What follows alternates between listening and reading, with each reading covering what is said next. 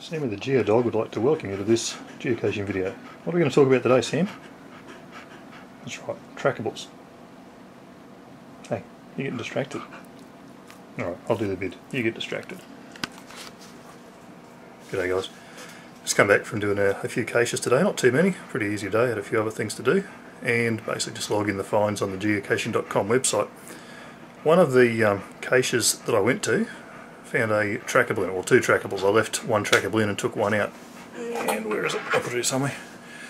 And that's the one that I retrieved from the cache. It's a little geo coin. Doesn't look much like a coin, but trust me it is. And it's basically an iPhone design.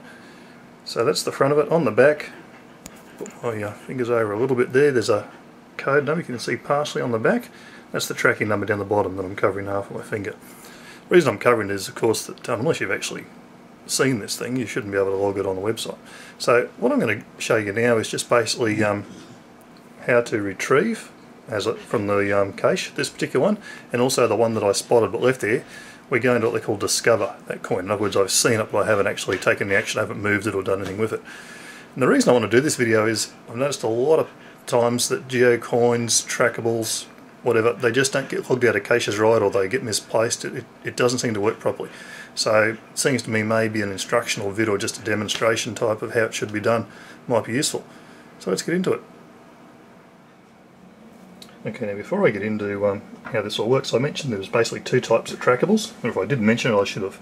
There's geocoins, which is what that little one I just showed you is, but also I'll just show you some other geocoins from my personal collection down here.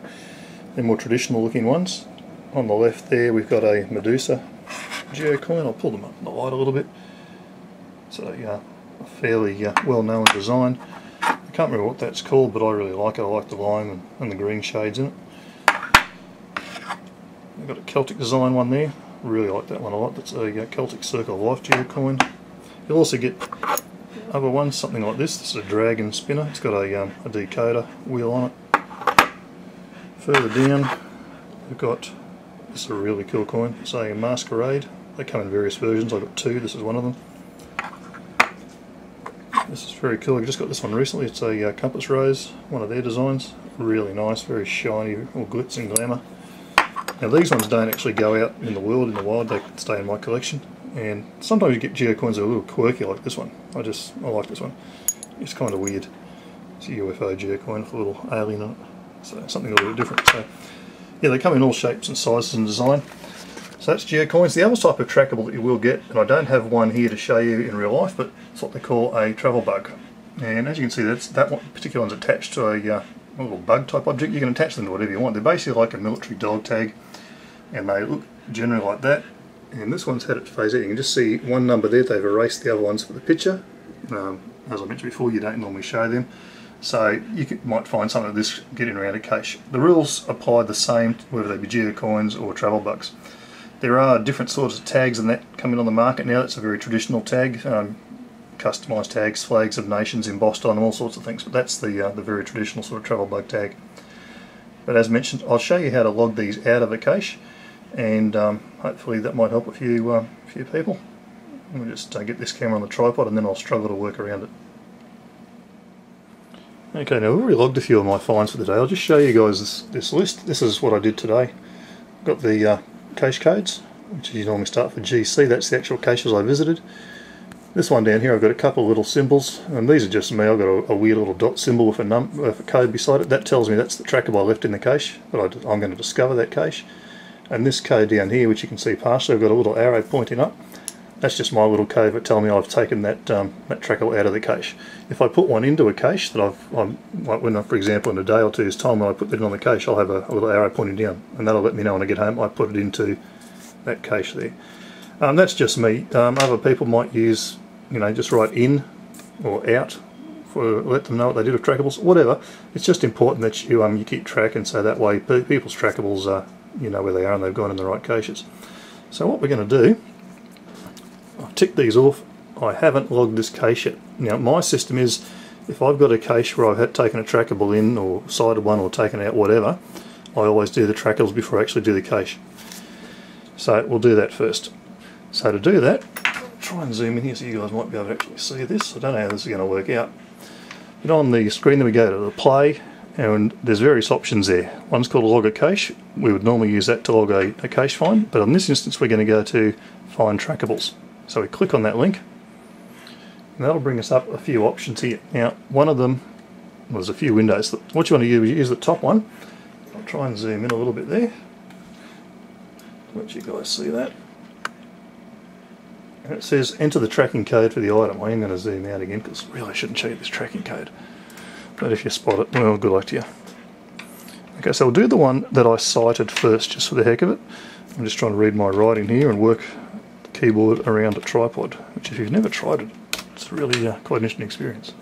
Okay, so this is the one I spotted, and you'll probably see it in a video that I'll post before this one. It's a Welsh dragon, and it's attached to a tag. And sure enough, it comes from South Wales, United Kingdom, as I thought it might have, so that's pretty cool.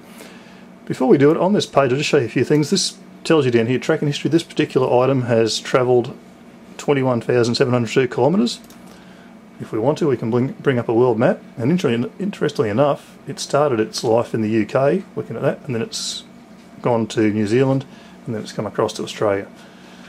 So it's seen a fair bit of the world already. Current goal, he wants to visit dragon cousins in China and then return hopefully to home safely to Wales. Okay, how do we log that we found this thing? Okay, we go up to trackable options on the top right, we click on the found it or log it link. First thing we've got to do is select the type of log. Now we didn't take this, it's still in that cache, but we discovered it. So we're going to click discovered it. If the date's not correct, you'll need to change that. In my part of the world, often I do. It's the time zone. It's set to the west coast of the United States, Seattle. So quite often I've got to change it. Because I've already done some today, it's right. So I'm just going to write a quick note about this.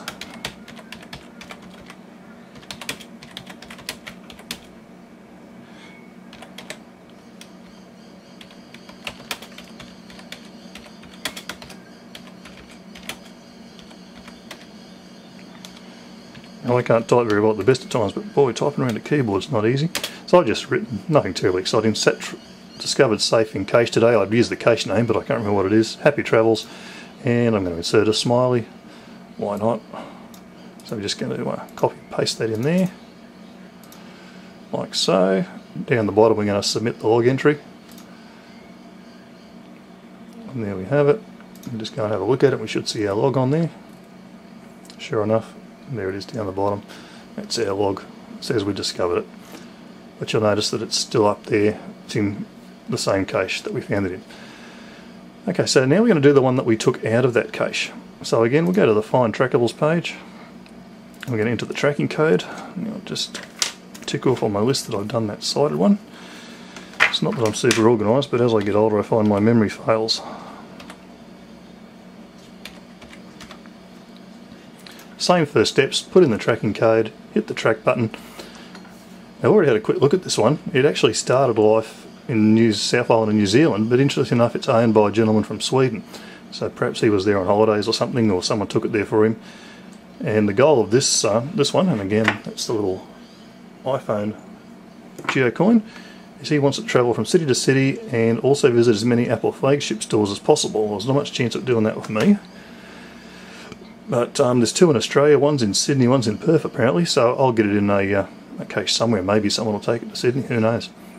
And eventually I suppose he wants to get it back to Sweden. Thus far this one's travelled 3,935 kilometres, so it's basically gone from New Zealand, a little bit around New Zealand, and made it to Australia. Okay, we'll go to the Found It. When we select the type of log, this time we're going to retrieve it. So we retrieve from the cache. Date's the same. I'll just type a little thing in.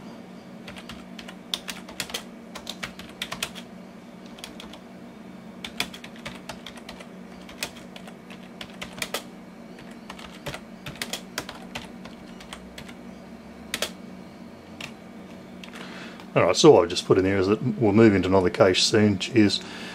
No need to write War and Peace about it. Basically it just lets you know that I've got it and that I'll be taking care of it and make sure I put it in another cache. So we're going to submit that log entry. And it says the Manic Wombat retrieved the iCache geocoin from, if I can't even pronounce that, but that's the cache I took it from. So if we go to that now, we'll see that now says recently spotted in the hands of Manic Wombat, which is me. Okay, so I've actually got that in my possession. Please be aware that's a bit of a responsibility. It is someone else's property. I'm sort of minding it for them, and I'm going to put it into another cache somewhere nice and safe. If you're new to geocaching, you're not sure you're going to stick with it, or you're not sure about trackables, the best thing you can do really is just leave them in place in the cache. Don't take them if you don't intend to move them into another cache. A lot of coins and trackables get lost that way. People have only got a few finds, they grab it, and then they decide that they're not going to cache anymore, and unfortunately the trackable's lost. And that's not very fair to the owner of that trackable. So I'll probably get that in another cache tomorrow.